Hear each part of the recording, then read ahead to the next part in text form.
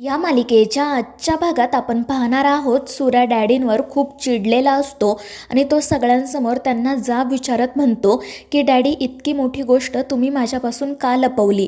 तुम्हाला माझ्या बहिणीपेक्षा तुमच्या शाळेची इज्जत जास्त महत्त्वाची वाटली का? तुम्हाला माझ्या बहिणीबद्दल काहीच कसं वाटलं नाही? जर या सगळ्यामुळे तिने जीवाचं काही परवाईट करून घेतलं असतं तर मग मी काय केलं असतं? पुढे तो असंही म्हणतो की डॅडी, मी तुम्हाला देव मानतो, मला तुमच्याकडून ही अपेक्षा नव्हती, तुम्ही असं का वागलात ना मला नाही माहिती. आणि त्यावेळी मग तुळजासुद्धा म्हणते की डॅडी, तुम्हाला तुमची इज्जत खूप महत्त्वाची आहे ना, आणि ती वाचवण्यासाठी तुम्ही आमच्या घराच्या इज्जतीवर घाव घातला का? आणि तिचं ते बोलणं ऐकून डॅडी आणि शत्रू तर अजूनच चिडतात. तर सूर्या डॅडींना म्हणत असतो की डॅडी, मी या गोष्टीसाठी तुम्हाला कधीही माफ करू शकणार नाही. आणि मग तो रागातच घरातून बाहेर पडतो आणि त्याच्या पाठोपाठ तेजू आणि शालन मालनसुद्धा. त्यानंतर मग तुळजा डॅडींच्या समोर येते. ती डॅडींना म्हणत असते की डॅडी, बघितलं ना, तुम्ही सूर्यापासून एक गोष्ट लपवली तर सूर्या किती चिडलाय. मग विचार करा, जर त्याला कळलं की तुम्ही त्याच्या साधेपणाचा फायदा घेऊन त्याची सगळी प्रॉपर्टी तुम्ही स्वतःच्या घशात घातली आहे तर तो तुमचं काय करेल? अजूनही वेळ आहे, मी सूर्याला समजावेल, तो तुम्हाला नक्की माफ करेल, पण तुम्ही तुमचे सगळे गुन्हे त्याच्यासमोर कबूल करा. मात्र ते ऐकून डॅडी हसतच म्हणतात की त्याची तेवढी लायकी नाही आहे आणि तुझी तर त्याहूनही नाही. पुढे ते असंही म्हणतात की आत्ता तो जे काही बोलला ना, ते रागाच्या भरात बोलला. उद्या बघ, तो पुन्हा माझ्या पायाशीच बसलेला दिसेल. पण त्यावेळी तुळजा म्हणते की नाही डॅडी, आता असं होणार नाही. सूर्याला एक सत्य कळलं आहे, त्याला हळूहळू सगळं काही कळेल आणि याची व्यवस्था ना मी करेल. तो तुमच्या पायाशी नाही तर तुम्ही त्याच्या पायाशी असाल. आत्ता कुठे तुमच्या साम्राज्याला हादरे बसायला सुरुवात झाली आहे. आता पुढे बघा काय होतंय ते. आणि तीसुद्धा तेथून निघून जाते. डॅडी मात्र हसत असतात.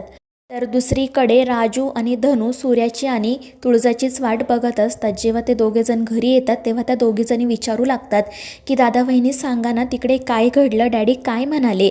त्यांनी ही गोष्ट आपल्यापासून का लपवली? आणि त्यावेळी सूर्या काही उत्तर देत नाही. मात्र तुळजा त्या दोघींना समजावते की तिकडे काही घडलेलं नाही आहे, तुम्ही काळजी करू नका. तर सूर्या म्हणत असतो की डॅडींना मी देव मानतो, मग डॅडी माझ्याशी असं का वागले असतील? आणि मग त्यानंतर तो त्यांना भाग्याविषयी विचारतो. भाग्या खोलीत एकटीच बसलेली असते, त्यामुळे सूर्या घाबरतो आणि लगेच तिच्याकडे जातो. तर ती रडतच एका कोपऱ्यात बसलेली असते. सूर्या तिला समजावतो तर भाग्या रडत म्हणत असते की दादा, माझं चुकलं, खरं तर ना मी पुण्याला जायलाच नको होतं.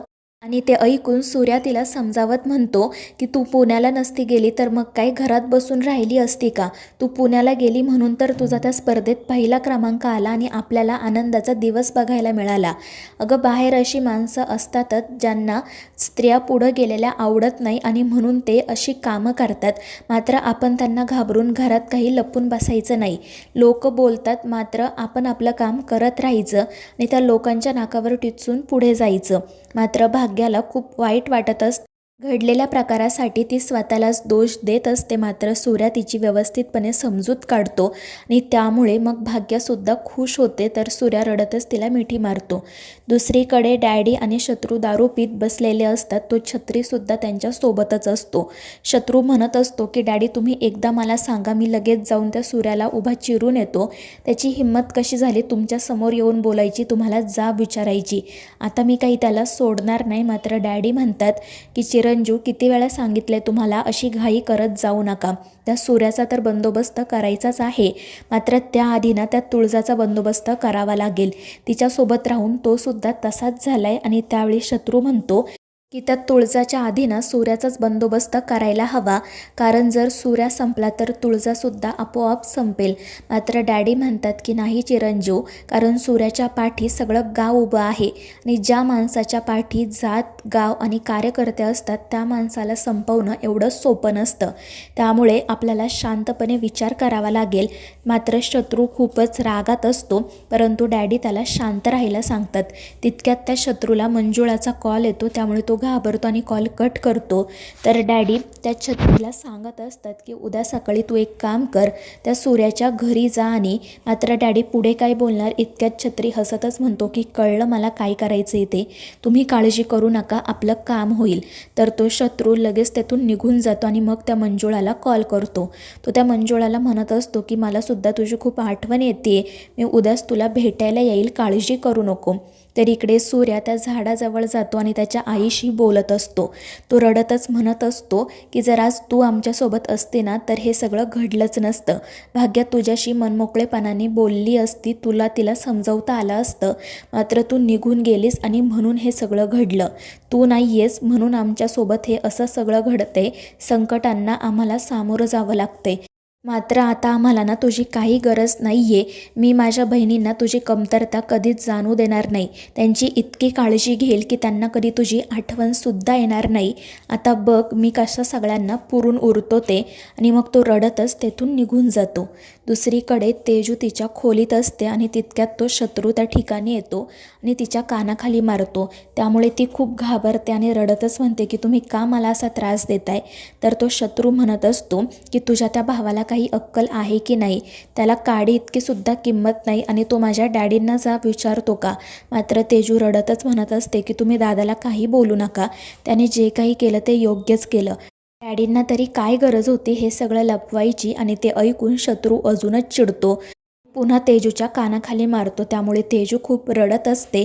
मात्र शत्रूला थोडीसुद्धा दया येत नाही आणि त्यानंतर तो तिला बेल्टने मारहाण करतो. तर दुसरीकडे जेव्हा सूर्या खोलीत येतो तेव्हा तुळजा त्याच्याशी बोलायला जाते. ती सूर्याला म्हणत असते की आज तुझं जे रूप होतं ना ते कधीपासून बघायची मी वाट बघत होते. आज ज्या पद्धतीने तो अन्यायाविरुद्ध उभा राहिला, डॅडींना जाब विचारला, आपल्या भाग्याच्या पाठीशी ठामपणे उभा राहिला ना, खरंच मला तुझा खूप अभिमान वाटतोय. मात्र त्यावेळी सूर्या म्हणतो की तुळजा आता मला या विषयावर काही बोलायचं नाही आहे आणि तो झोपण्यासाठी जातो. मात्र त्याची अवस्था तुळजाला कळत असते. ती मनाशी म्हणत असते की सूर्या आत्ता कुठे तुला डॅडींबद्दल कळलं आहे, तुला एक धक्का बसलाय, मात्र तुला असे अनेक धक्के बसणार आहेत जेव्हा तुला डॅडींचे कारनामे समजतील. मला माहिती आहे तेव्हा तुला ना खूप त्रास होईल. मात्र मला हे सगळं तुझ्यासमोर आणणं गरजेचं आहे कारण डॅडींनी तुझ्यावर अन्याय केला आहे. त्यानंतर दुसऱ्या दिवशी सकाळी भाग्या शांतपणे बसलेली असते. त्यामुळे धनू आणि राजू तिला हसवण्याचा प्रयत्न करत असतात. मात्र भाग्या काही हसत नाही. आणि मग त्यानंतर सूर्या त्या ठिकाणी येतो आणि मग त्यानंतर तो भाग्याला व्यवस्थितपणे समजावतो आणि सूर्याचं बोलणं ऐकून भाग्याच्याही चेहऱ्यावर हसू येतं. त्यामुळे धनू म्हणते की वा भाग्या, मगाचपासून आम्ही तुम्हाला हसवायचा प्रयत्न करतोय पण तेव्हा तर तू काही हसली नाही आणि आता दादा बोलल्यावर लगेच हसली, कशी आहेस ग तू. आणि ते ऐकून सगळेजण हसू लागतात. तर राजूने सगळ्यांसाठी तिळाचे लाडू बनवलेले असतात त्यामुळे ते सगळे खुश होतात. त्यानंतर मग तुळजा सूर्यासोबत बोलण्यासाठी येते. ती सूर्याला म्हणत असते की तू सगळ्यांना सांगतोस ना काळजी करू नका, मी तुमच्यासोबत आहे, आणि स्वतः मात्र सगळी दुःख सगळा त्रास एकट्याने सहन करतो. आणि मग ती पुढे सूर्याला सांगते की सूर्या मी तुझी बायको आहे, जर तू कधी थकला किंवा दमला तर हक्काने माझ्या खांद्यावर तुझं डोकं ठेवू शकतो, मला कधीच तुझा भार होणार नाही, हे कायम लक्षात ठेव. मी नेहमी तुझ्यासाठी असेल, तू कधी स्वतःला एकटं समजू नको. आणि ते ऐकून सूर्याला तर खूप आनंद होतो. तर मित्रांनो, या मालिकेच्या पुढील भागांच्या अपडेट्ससाठी आपल्या चॅनेलला सबस्क्राईब करा.